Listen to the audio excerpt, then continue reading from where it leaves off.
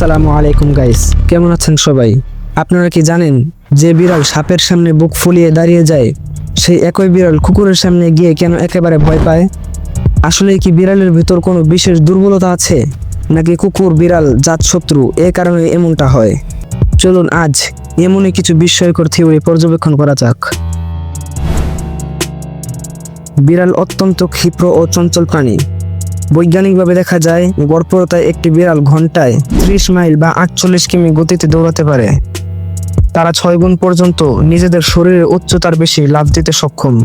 তাদের চোখে বিশেষ ট্যাপটাম লুসিবাম নামক স্তর রয়েছে, যা রাতের অন্ধকারের আলো প্রতিফলিত করতে সাহায্য করে।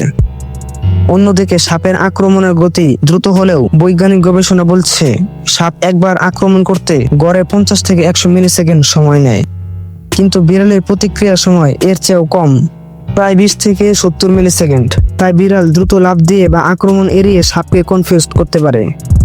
তাহলে প্রশ্ন হলো, বিড়াল কুকুরকে কেন এতটা ভয় পায়? দেখুন, কুকুরের ক্ষেত্রে বিষয়টি আলাদা। কুকুরের ঘ্রাণ শক্তি বিড়ালের চেয়ে প্রায় 14 গুণ বেশি শক্তিশালী, আর তাদের দাঁতের কামড় বিড়ালের জন্য ভয়ঙ্কর। সবচেয়ে বড় ব্যাপার, কুকুরের ঘেউ ঘেউ শব্দ বিড়ালের মস্তিষ্কে স্ট্রেস হরমোন কর্টিসলকে বাড়িয়ে দেয়, ফলে বিড়াল ভয় পেয়ে ফ্রিজ হয়ে যায় বা পালিয়ে যায়। এমনই আরো ইন্টারেস্টিং ফ্যাক্ট জানতে আমাদের চ্যানেলটি সাবস্ক্রাইব করতে ভুলবেন না।